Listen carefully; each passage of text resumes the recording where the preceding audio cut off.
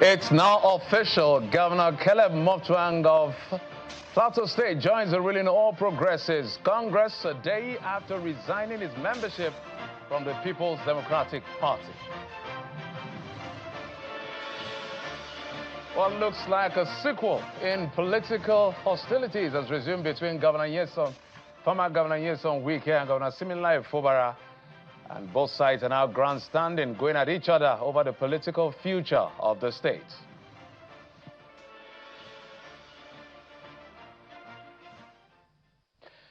Hello and welcome to Politics Today, reaching you live from Lagos, our global headquarters here in the nation, our commercial nerve center. I'm Jeffrey Uzoma. It's a weekend edition of the program where we look through what's playing out in politics. And there's a lot to unpack when it comes to what is happening in our political space. I did tell you yesterday, which was the very first day of this year, January the 1st, welcoming you into a brand new year. Happy New Year for those of you who are not here to tell you that there's going to be a lot of political noise and hot hair. It's just 48 hours into 2026, I almost said 2025, and we're already seeing that play out. And today we're going to dwell a lot on politics. Whether you go to River State or Kano State, there's something playing out as far as godson, political godson and political godfathers are concerned. And this is what we're seeing play out in Nigeria. But let's begin with what happened in Plateau State. The governor, Muang, has formally joined the All Progressives Congress, APC, marking a major political realignment in the state. The governor received his membership card at the ceremony in Jos, the state capital, where he also met with party leaders and stakeholders. The governor described the move as divinely guided and in overall interests of Plateau State.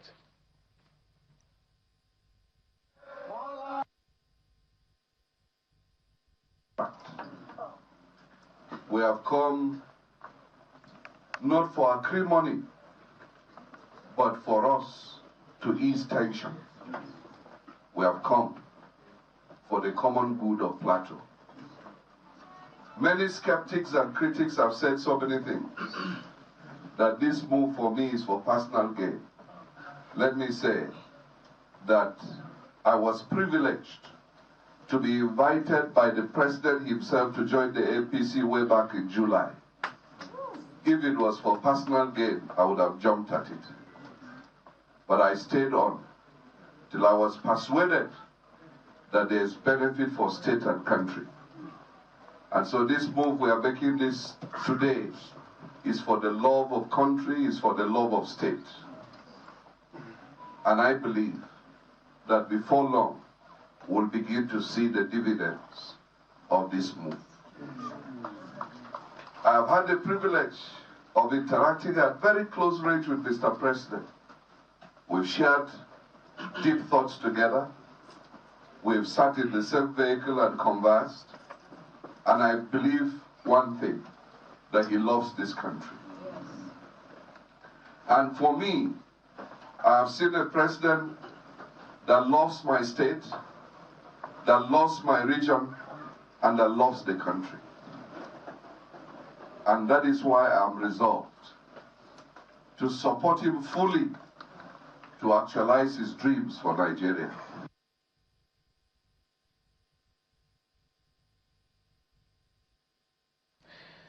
So you heard it from him. There are two things that governors say, and for me, I find it quite interesting and almost amusing. Two things they always say, connecting to the center and the interests of my people. So sometimes the question I usually ask them is that when you now connect to the center, is there anything that will be increased in terms of your FAC allocation and all of that? But it's within their right to move to whatever political party they want to move. They don't have encumbrances like lawmakers. And we're going to keep talking about these things. But let me show you something.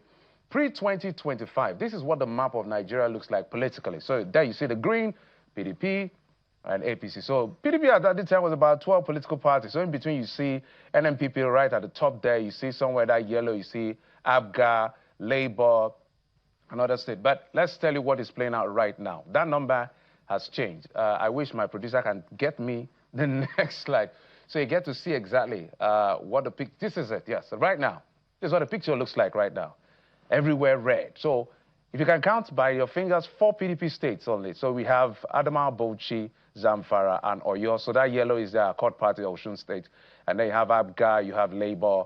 I think Kano is almost out. So the argument people are having is the next slide. Is Nigeria turning into a one-party state? So let's go to the next slide, exactly, and get to see. Is this where we're going to? We don't know yet.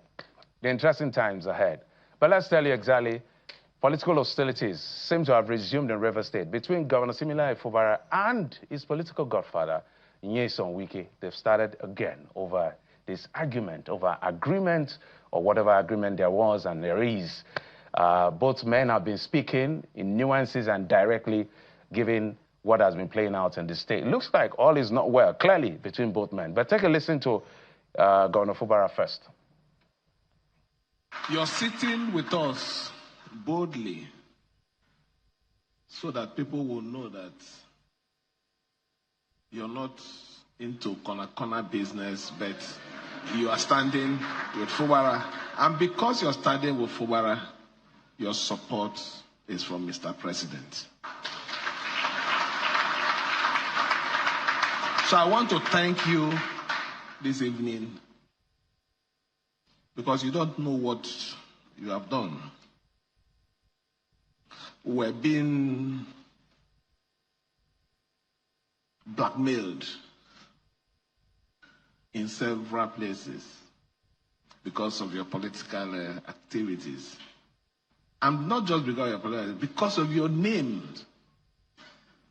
But I'm happy this evening that you told me you're going to come sit with us so that the world will know that you're with us and that you have no affiliation whatsoever with any other group that is against Mr. President. Caesar, in one of his quotes, said, the only reason why the dog barks is when it doesn't understand. That is when the dog barks. If you have a dog in your house and your dog knows you, does it need to bark? So when the dog starts barking, maybe the dog is saying something it doesn't understand. So who is the dog that is barking? We don't know. But this is how Nyesom Wike responded to that statement. Somebody said the dog barking. This dog that is barking now barked when Rivers people do not even know whom the person was. And the dog that barked made the person to be governor. Others ran away. And he's not afraid that the same dog now is barking. And wish him good luck. As a leader, tell people what you discussed when you went for mediation. Tell them. If you play well the first one, you succeeded. You think again, you can succeed in the second one? No! No way. There cannot be two battles in one day.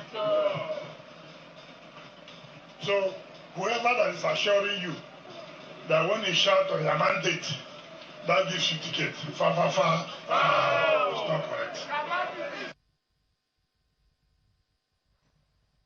You make of it what you want. So what was the agreement between Nyesom Wike and Similayo Fubara before the president? Well, does it look like someone that said, I'm not going to run for second? We don't know. But interesting days, I can guarantee you, is ahead as far as the 2027 elections are concerned.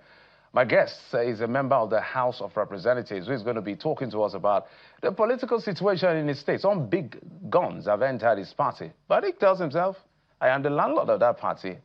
And I have my opinion as far as that party is concerned. But we'll take other political stories, and I'll bring in my guest in just a moment. Stay with us.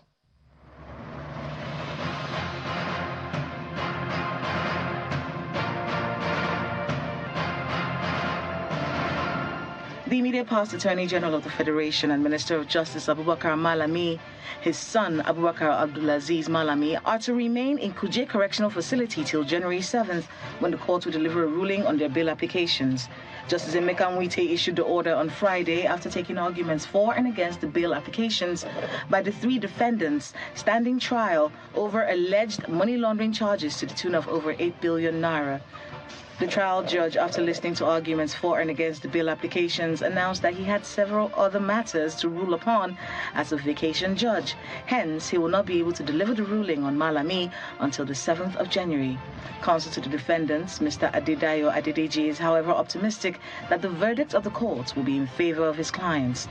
A federal high court sitting in Abuja has admitted the Commissioner of Finance, Bauchi State, Yakubu Adamu, to a 500 million naira bail bond with two sureties in like sum. Ruling on the defendant's bail application, Justice Emeka Nwite, who ordered that the two sureties must be landowners within Maitama, Asokoro or Gwarimpa district of Abuja, says the property documents shall be verified by the court registry in addition to the sureties deposing to an affidavit of means. The judge further called for the defendants and the sureties to deposit their international passports with the court registrar and must not travel out of the country except with the leave of the court. Justice Nwite, who ordered that Adamu should be remanded in Kuje Correctional Center pending the perfection of his bail conditions, adjourned the matter to the 20th of January 2026 for the commencement of trial. River State Governor Mr. Siminalayi Fubara has reaffirmed his administration's resolve to move forward with determination and recover lost ground, noting that his government has the resilience required to deliver on its mandate. The governor stated this during the swearing-in ceremony of 5 newly appointed special advisors at the Government House in Port Harcourt. He charged the special advisors to approach their responsibilities with a strong sense of duty. Those sworn in as special advisors include 3 former commissioners and 2 others. And finally, in Enugu State, as political alignments and realignments continue ahead of the 2027 general election, elder statesman and the former governor of Old Anambra State, Jim Nwobodo, has called for conversations to end ambiguity surrounding the place of the Igbo in national affairs. He made this known when he received the Enugu State Governor, Mr. Peter Mba, and Senator Ojizo Kalo at his home in Enugu, where the leaders held strategic discussions on the position of the Igbo in Nigeria's political arrangements. According to him, the Igbos should not be seen as a symbolic or cosmetic inclusion, but must have a clearly defined and respected place in the country's power structure.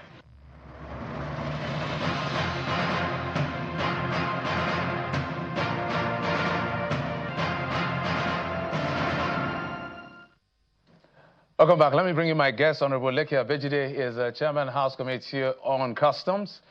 He represents the good people from Kogi State. Honorable, thank you so much for coming on the program. He joins us from our Abuja studio. Honorable, Happy New Year to you.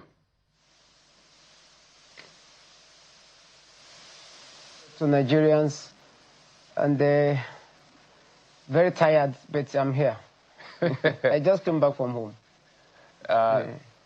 We apologize. It's for the interest of the nation. It's part of your national service to speak to the people on this issue, especially now that your party, the ADC, has gained significant, what you call political stature, given the caliber of persons who have made inroads into that political party. I was looking at the numbers from the 2023 presidential election and the way journalists and every other person who does analytics of candidates and their performance do. When you look at the election, APC won, followed by PDP at 6.9, APC 8.7, 6.9, PDP 6.1, Labour Party 1.4, so NNPP. Altogether, if you look at it in percentage, these 4 parties took about 96% of the entire vote. Every other political party, we should now say maybe about 16 others or 14 others, shared 4%. And ADC fell among those 4%. Some of the persons who are part of the big 96% now are now in your party. It looks like in 2027, your party is going to give perhaps the APC a run for their money. Doesn't that excite you, Honorable? Well, thanks so much. The analysis you have just rolled out is not going to be the same in 2027. All those parameters that made all those things possible, all those factors are no longer there. I want to tell you, Peter Obi got that vote based on religion and tribal sentiment. People, especially the northern Christians, believed that they would be in trouble if Asiwaju comes in as president. They believed that they will not have room to exercise their faith. But it's not like that today. You can see, even from the last statement from Bishop Kuka, you know that there is a different belief, a different notion entirely from what they believe in 2023 general election and what is playing out now. The way President handled the whole thing, they know it's not a religious bigot, and he does not believe in extremism of any religion, either be a Christian or Islam. If anybody is capitalizing on what happened in 2023 and calculating that if they put article vote and put Obi vote, they're going to beat APC, it's just like the person is building castle in the air. So, me, I still maintain my stand. The leadership of ADC today is in crisis. And until the court decides, nobody can say this is going to be the fate of ADC. To me, they are welcome. We welcome everyone that comes, but if you want to join, join properly. For example, with the Peter Obi that went to Enugu. Enugu is not his state. He's supposed to go to his ward and register from his ward. Then it can be recognized. But if you go to zonal office and you register as a politician, this kind of politics is a new system to me. I'm a grassroots politician, so I know how it plays out. If you don't register in your ward, you are not a member of the party. That's how it is. But they are welcome, and we'll see what is going to be the outcome of all this jamboree that is ongoing. So besides your disagreement on how they are joining, I mean, whether they are registering at their ward and all of the leadership issues that you're talking about that is in court, you talked about. I know that, for instance, INEC recognizes the leadership of David Mark. I can see their name. I had to go check again. The Senator Mark, Ogbeni Ralph, it was a mistake on the part of INEC to recognize them. How was that a mistake? Our constitution properly. Okay, let me tell you how it was a mistake. You know, our constitution as it is was last amended in 2022. I have been in this party, I told you. Since 2017, I have been a member of this party. I've never joined any political party.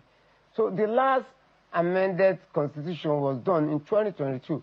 And it's there that you cannot hold national office except you are 2 years in the party. And not only that, if any political party amended its constitution, it must domicile it. This is a constitutional matter now. It must domicile it in INEC within 30 days. This has not happened. There was nothing done to the constitution of the party.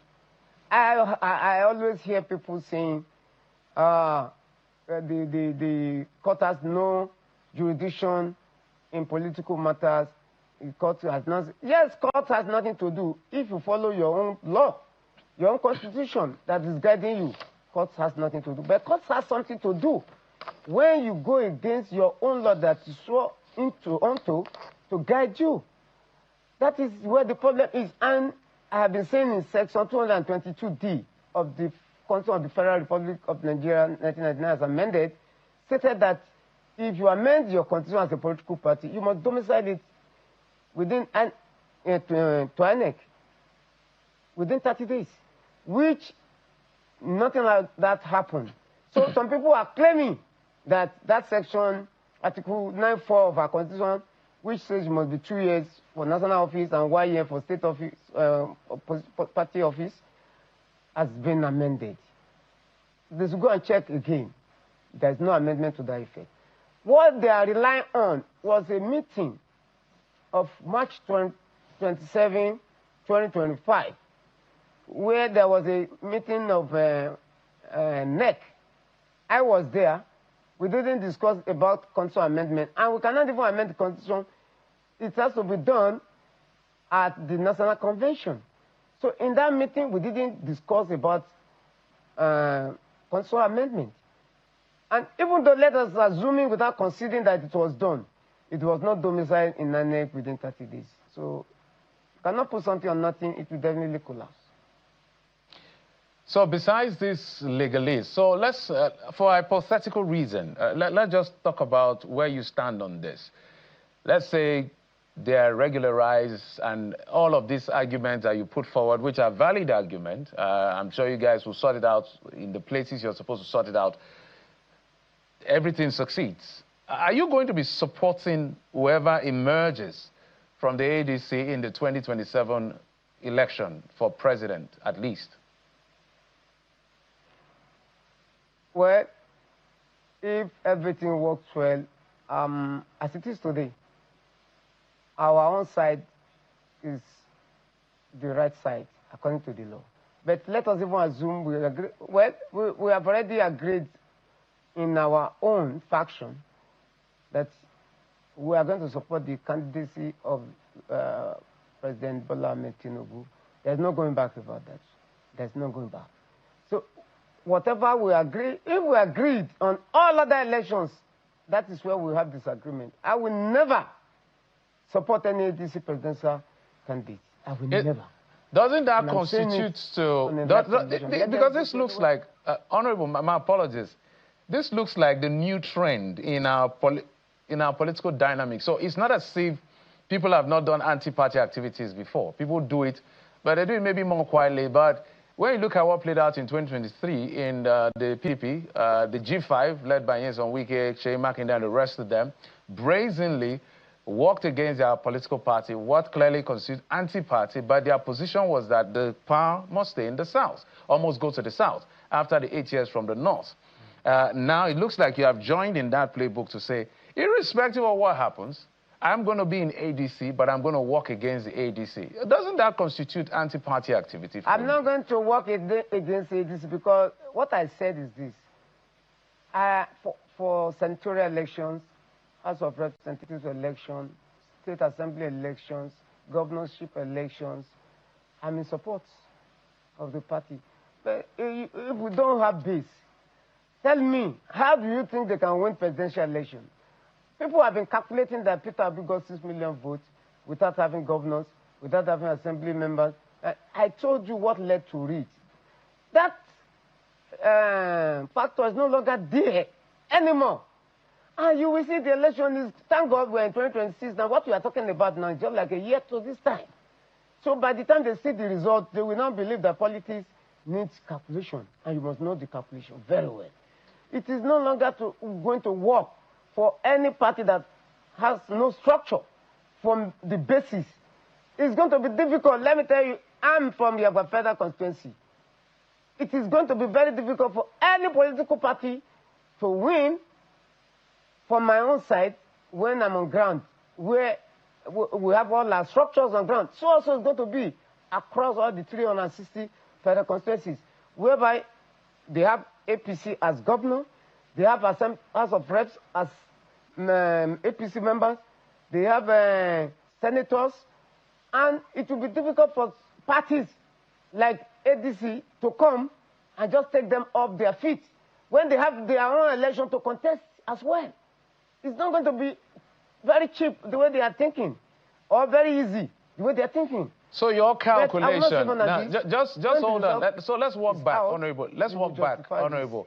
You know, I like to talk to politicians because before election, everybody is certain about outcome until election result comes out. We have seen this over and over and over again. So I call it political hot air. And everybody is entitled to those political hot air until we see outliers that happened in 2023. So first question, are you saying that ADC doesn't have structures? Are you saying that the confidence that you have that the Asiwaju Bola Ahmed Tinubu will win the election is because he now has 28 governors, about 78 lawmakers in the Senate, I think about 260 or so in the House of Representatives? Is this what you mean as I'm trying to look for the right word, the guarantee, that's the word now, that this is as good as done for him? Yes, that's what I mean. It's as good as done for him. Don't underrate any governor. See, the power of a governor is not a small power. It's not what people thought, and you think you can just belittle a governor, that a governor cannot do anything. If a governor determined to win his state, it will be difficult for anybody coming, because he knows that he equally has something at stake. He would not like to be off his feet. He would like to sit down and do the work and make sure he wins. So, Honorable, so my apologies, sir. We're having an engagement. My apologies, sir. My apologies. I wish them well. And in addition, now we're talking beyond ADC. In addition to what you said, the last time I checked the Constitution of the Federal... that is the only... That's the party that is looking to be a very strong opposition for now. Just hold on, That's sir. The party that is looking... Yeah, just hold on, sir. So, from what I know, by law, it is supremacy belongs to the people. It is because I'm picking back on the statement you made that you don't underrate the power of a governor. Agreed. But it is the people, not the governor, that decides who rules them. Not even the governor. The power belongs to the people, Section 14, which you're super familiar with. So when you sound like this, it brings a bit of a suspicion that rigging is part of the system that can guarantee victory. Is that what you're saying? No, it's not about rigging. If you notice in the states today, I want to tell you that most of the governors, they have resources to take care of their people, and most of the people are happy with them. So it is only when you don't do it that you now be far away from your people. But once you have resources and you're taking care of your constituents or your citizens within the state, there's nothing that will make them not to be happy with you. I can see that across the country. And those people that are clamoring to take power, what are they bringing on board? What is it they want to do that is going to be different? Are they going to bring back subsidy? Is that what they're saying? So what are they, if they bring subsidy down, they start looking for money to pay salary in the state, they take themselves back to the old order whereby about 20 or 30 states could not pay salaries of their workers. Now states are paying salary, they're doing infrastructure, people are happy with them. So it will be easier for them to be able to win their state. That's what I'm saying about, that's what I'm talking about. It's not I'm saying that there's going to be rigging. Without any rigging, as long as you take care of your people, money, you'll be popular among your people. More money. I think we have to give that credit to the President Bola Tinubu for making sure that the states have more money. Record high numbers in this administration. Sometimes they have to hold back the money so that there's not too much money supply in the system. Record high numbers in terms of monies given to this governor to run their state doesn't guarantee that the lives of the people are better. It just monies in the hands of governors. The president himself even told them in a meeting with them and said, water the grass. And you're saying the people are happy with these governors? I understand. I think what the president said that I listened to is that, he said that is for those who are not doing, all of them cannot be the same, but majority of them are actually working. So, but the area I also appeal to the governors is the area of the local government. That the local government, although the president has said it all, they will allow the local government to function very well, properly. And with this, the citizens, they will feel the impact of this government very well. This is just my own appeal. I believe that actually no matter what you do for some people, they will still be greedy. The greed is in them. They will not do. But majority of the governors today, in fairness, they've understood that without them doing well to the people, they can be taken out of the office by the vote of the people. So some of them now are sitting right. That's what I'm saying. And majority are in APC. So I don't know where these political parties coming together, bringing old politicians that have expired together, that say they want to come and take power. Let us wait and see how they want to do it. We are waiting for them. All right, so clearly you are supporting the president. We can keep the argument around the government because I just remember now that the president even threatened, let me use the word cautiously, warned them indirectly, say, I have the knife and I have the yam. Allow these monies go to the local government, else I'll use executive powers. So even the president is worried about some of the activities of some of the governors or the governors in general. But in closing, because I know I literally had to drag you out of this for this conversation. Yes. Do you think Nigerians are happy enough with President Bola Tinubu to give him another chance to re-elect him as president in 2027? Yes, Nigerians are happy enough. You know, let us start with the issue of food, inflation that skyrocketed in 2023 up to 2024. I heard what people are saying now, that this president has made it easier for them to get food, and that is the basic thing. The next thing is we talk of clothing. After food, then shelter will follow. So food, once you are able to eat, then poverty has reduced below more than 50%. That's one. So people have seen that this government is actually working, and the reforms are beginning to bring results. And part of the results, what I just told you now, that food inflation has crashed, and people are now happy. The workers, especially in the states and the federal, now they receive their salaries in full. There is no state that is owing any, I don't think there's any state in Nigeria now that is owing any civil servant. So I believe with this and what to come in this new year, by the time the election comes, it will be a walkover. So people are happy. I'm just from home. I told you I spent 10 years, about 10 days at home. And then what I'm hearing from my people, all right. If election come, I don't need to struggle too much. All right, what we are just going to get is good results. We're totally out of time. Congratulate you for supporting us. No, I don't support anybody. I'm a journalist. I have no support for anybody. My job is to just be the journalist I am. But so, in closing, in 30 seconds, party in your house. In 30 seconds, would you ever consider defecting to the APC someday? In 30 seconds, we're totally out of time. Well, it depends on what happened at the end of the day. If we cannot put our act together, and I see that ADC, if I take the ticket of ADC, a court will take it away from me after I win my election, why not? All right. Honorable Leke Abejide is the Chairman House Committee on Customs. You know, I told you that one of the things you owe Nigerians is to make sure that the Kumba vehicles are as affordable as it used to be, and you guaranteed that. But today is not the day for that. Today is the day for political conversation. I must thank you, Honorable. We are working on it. We are working on it. So that I will allow you to go and rest. Thank you, sir. I appreciate you for coming out. Thank you so much. I appreciate it. Thanks. All right, we'll take a break. When we come back, we'll be talking NNPP. Looks like a divided house, though they did not agree that the divided house, because the governor, we understand, is about to move to the APC. It looks like his political godfather says no. Now, where is this going to lead?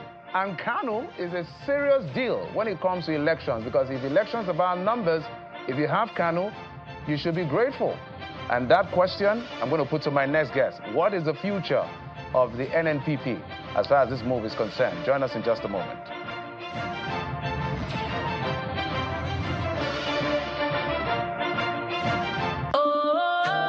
Workaholic son. Mama. I wanted to thank you for the solar inverter. In fact, my friends want to say thank you. When you told me about that massive solar savings, they all went to buy their own Sun King solar product. Yes, sir. I'm glad you like your Sun King solar inverter, but I have one more gift for you.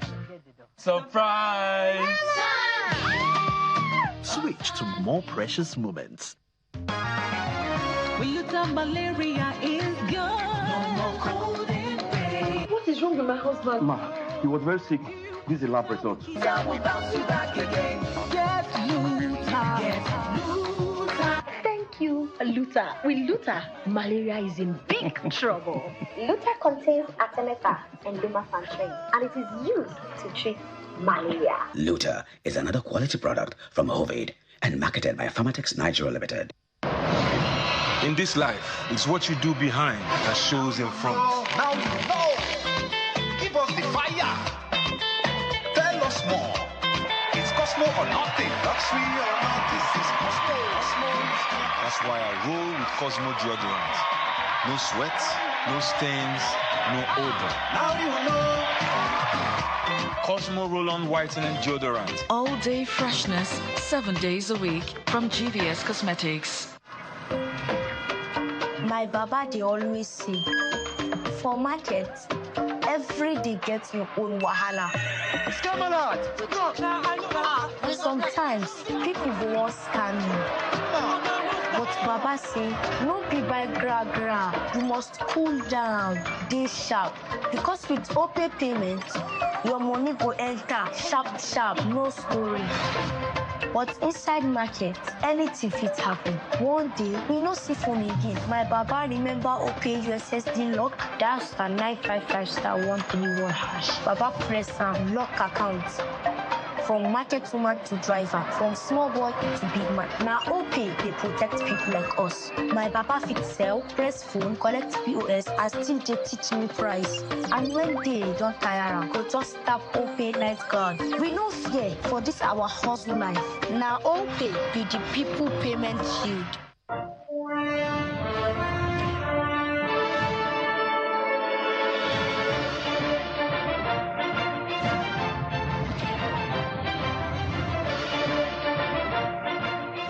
Welcome back. My guest is right here with me in our Lagos studios. Mr. Ladipo Johnson is the National Publicity Secretary of the NNPP. Thank you, sir, for coming on the program. Thanks for having me. It's like a lot of you are so busy that today I had to be pulling everybody out. And the politics hasn't even started yet. Well, it started. And it's a season as well, you know, the New Year season. And I thought I would have a break, but no.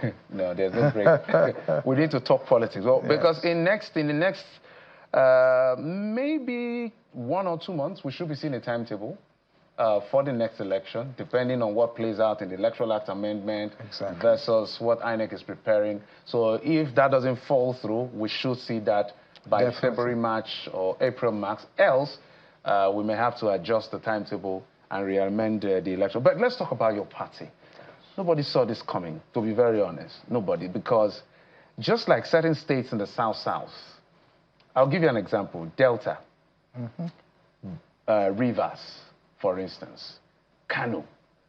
Whether or not the defects, even the opposition, the ruling party, I've interviewed members of the ruling party who say, these people, you know, they are good to go. But so they are glad they are joining their party. What exactly is going on with this massive move of governors that we now have NNPP may be listed as, you know, enlisted as part of those who have moved to the APC? Well, I think that the governors would know individually the reasons why they are fawning over the president or over the APC. Some have moved from the PDP and what have you. Your guess is as good as mine as to why they're moving. I'm not so sure it's about good governance or about the fact that the country may be where... They say they want to connect to the center. To connecting to the center means they are going to give them more money. Exactly. So I'm just, you're the politician. I'm just a journalist. It's such a shame, you know, it's a pity. But I think and I hope that the people of the country, at the end of the day, it's only the people that will decide or could decide what would happen. You understand? Notwithstanding, even if you have 36 states, if you have 36 governors, if the people come out, you understand, then something else might happen. But it's not over until it's over. We're just hitting the election year, as it were, because we'll have the primaries and whatever this year, and the elections will be early next year. Are there internal encumbrances? So the PDP has some kind of a case, even though people will argue otherwise. But they have one argument to the fact that their leadership is divided. As we speak, the PDP doesn't have... INEC is not receiving correspondence from the PDP. From them, yes. But at least the NNPP is not in that footing, at least from what I know. I stand to be corrected. Yes. So what do you know is exactly the reason for the governor considering leaving? And clearly it looks like Kwankwaso, who is the leader of the Kwankwaso movement, is not in on this. Well, the governor hasn't said anything to us about, when I say to us, I'm talking about the National Working Committee or the National Executive Committee. Indeed, he was at the convention we held about 2 weeks ago. But one of his aides said clearly that the people of Kano had agreed that Kwankwaso and the governor should move to the APC. Now, of course, Senator Kwankwaso hasn't agreed to such. He hasn't told anyone, hasn't permitted anyone in his group or whatever to move to the APC or any party for that matter. So we've seen certain things that are occurring in the state, and it's become very troubling and disturbing. Because not to use the PDP phrase, we are a big happy family, as it were. So this is very, very unfortunate. For the life of me, I don't know why it is happening. I don't know why it is occurring. But be that as it may, if we disagree, if we have to disagree politically, it doesn't mean we disagree as friends. But politically speaking, we, the majority, I believe, do not believe that we should be making any move at this point in time. It could be at a later stage.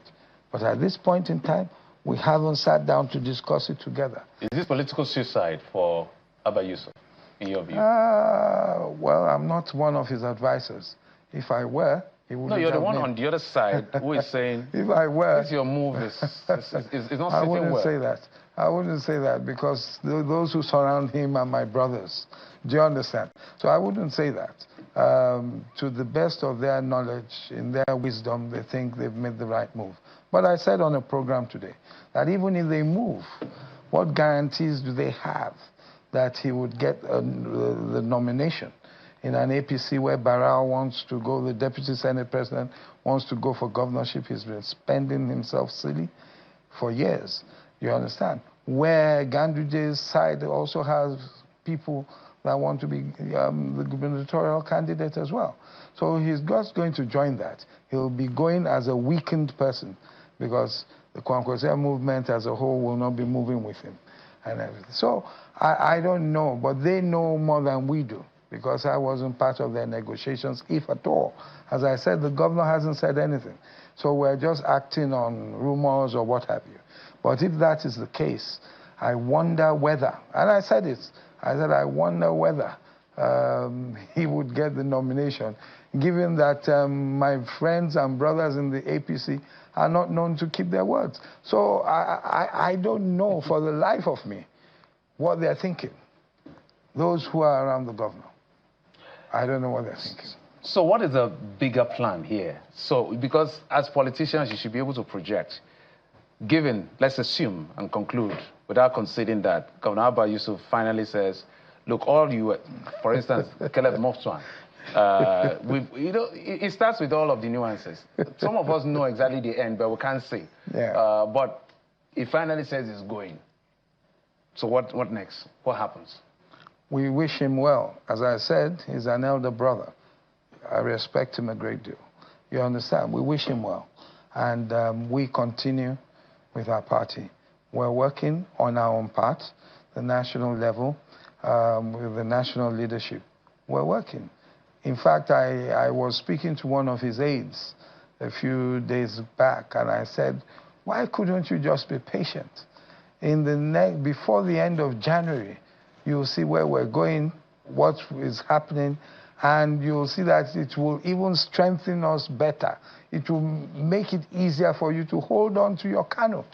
Why the... So what was this plan that they were impatient, they were not patient? Is it that there was a plan by NNPP to say, given what has played out in 2023, your score was 1.4 million or so, yeah. And predominantly those numbers came from Kano, which is why Kano is, the bride, as far as the quality KKKs are concerned. Was it to look at the situation of supporting Bola Tinubu, given the fact that there may not be guarantee of victory, since it's a statewide, not national-wide party in that sense, like the APC and the rest? Well, there's always been two things there.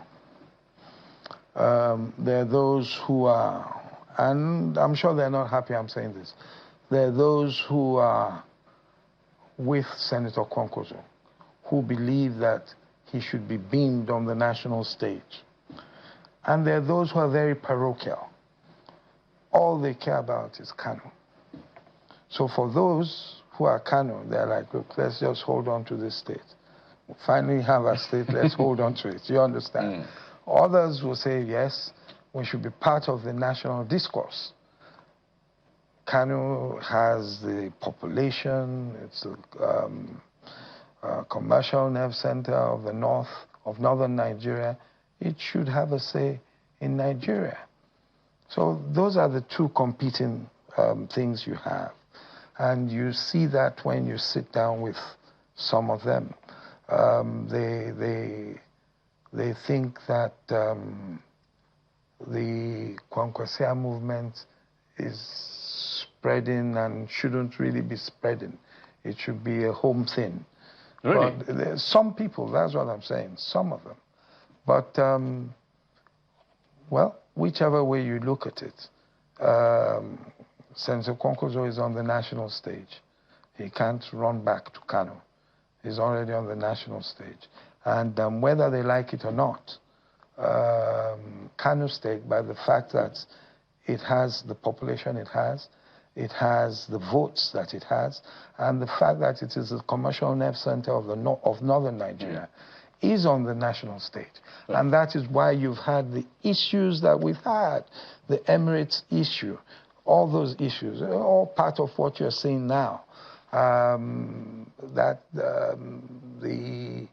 want to say the APC now, but some people have not let them rest, as it were, even after the Supreme Court. They've been under attack also. We're due for a break. When we come back, I'm going to ask some direct questions, which I will need you to give me some direct answers. But we'll come back after this break. Join us again.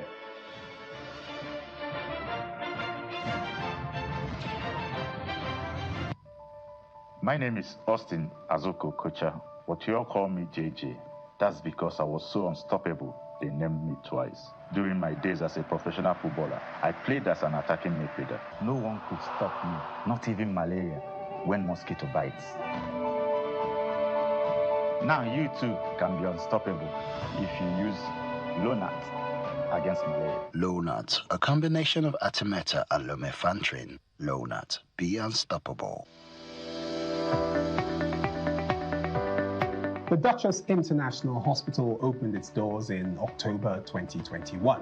The mission of the hospital is to reverse medical tourism. We take particular care here at the Duchess to bring together a combination of the brightest and the best locally, as well as Nigerians in the diaspora who are interested in returning to do very good work for the benefit of our patients here in this country.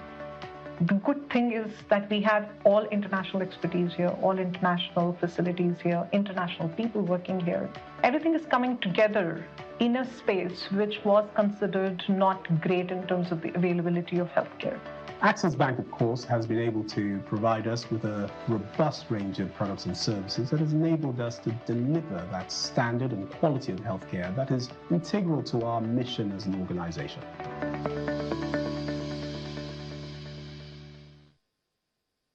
It be like saying that true, Sha. This kind of resilience is only made in Nigeria. Rolled sleeves, working miracles, making progress happen with competence and compassion. Made in this same Nigeria. There is a Nigeria to be made by the Nigerian who makes things happen. Union Bank, enabling success here and now.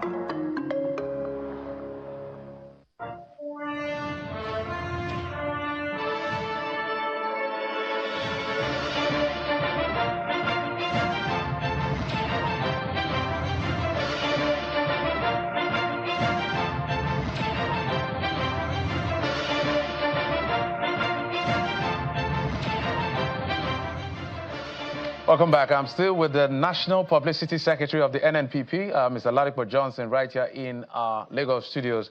And as we say, the story is out there, even though you said the governor has not made any official statement. It starts with all of the things we know happening. So direct questions I did promise. First, will Kwankwaso Rabiu be running again for president? I don't know that for certain now. I don't. We have considered several things, including the fact that a lot of people feel that the South should still have some 4 years, and then goes back to the North for another 8 years. So that is one of the considerations, but that's there as well. So if that is taken into consideration, then he might not. Doesn't mean he won't run for something else.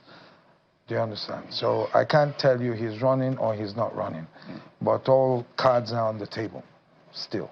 Okay, fantastic. I think that's a very good political so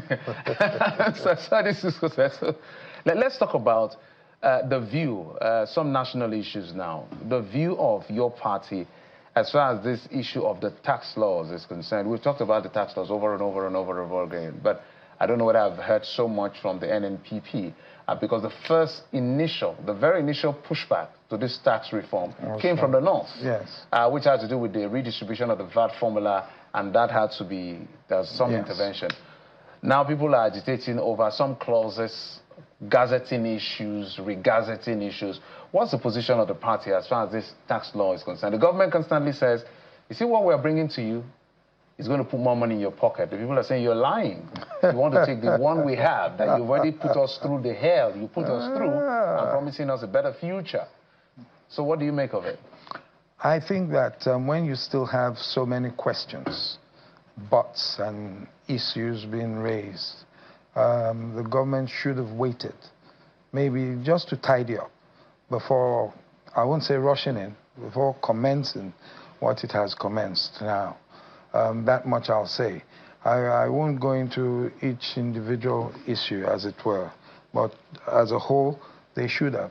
And it might end up being the way they let the Naira float and removed fuel subsidy both at the same time.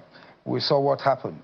So this government has shown that it doesn't listen to the voice of the people, or the voices of the people, and they do what they want to do. The counter-argument by the government is always the fact that they had no choice. So let me give you the numbers they always play at us. First, there were backlogs that in the aviation sector, 7 billion, so you can do the numbers in terms of trillions of naira, 6 trillion, 5 trillion in terms of fuel subsidy. Electricity subsidy was on the fringes as well, about 3 trillion. We had huge debts, other encumbrances coming to over maybe 21 to 27 trillion naira. So the fastest thing to do, in their view, was what they call in economics optimization. What wage bill can we take off immediately so that we don't tank, where 96% of our revenue is going to servicing debt? Now they've done better in terms of giving us some level of leeway to be able to spend a bit more. So is that not a valid argument? Have you added the borrowing? No, I added the debts they also... No, the debts that they inherited. Have they added the one they've added to it? They've added to it, I know that. Added yeah, to that's it. about 140, 150 trillion now as we speak. So you see, they're adding debts to the thing. They're not reducing spending. You say they're removing some things from... Have they reduced their own spending? Do you understand? They haven't. So the average man on the street has not seen any seriousness in this government to say that, oh, Senate is no longer taking this, that, because we are tightening our belts. They too want to tighten their belts. They haven't done that. All we see is that you got in, let's assume Buhari's government, God rest his soul, was so bad, and Naira was at 400 and something. And within a year or two, you brought it down to 1,600 and something. Now it's back to 1,500 and something, and you are telling me you are doing well. Take it back to the 400. Before you begin to tell me that you are doing well. That's part of the subsidy they also remove. Anyway, we're going to continue the conversation. Anyway, elections are coming. We'll have time to talk. Yes. Now we're talking politics. We'll go to the issue of policies of all the political parties and what alternative they will provide. And NNPP is one of the parties who call to the table to tell us what exactly they will do in here, and here. But my producer tells me it's time for me to go. Thank you very much. I must thank you, Mr. Ladipo Johnson, and I wish your party the very best. We may be seeing the governor defect soon. We're still there. Okay. Ladipo Johnson is the National Publicity Secretary of the New Nigeria People's Party, NNPP. Thank you, sir. Thanks so much. That's it on the program, and we wish you a very beautiful and happy weekend. Make sure you have a great time with your family and friends. Thank you for your time and, of course, your usual company. I'm Jeffrey Uzonga. Bye-bye.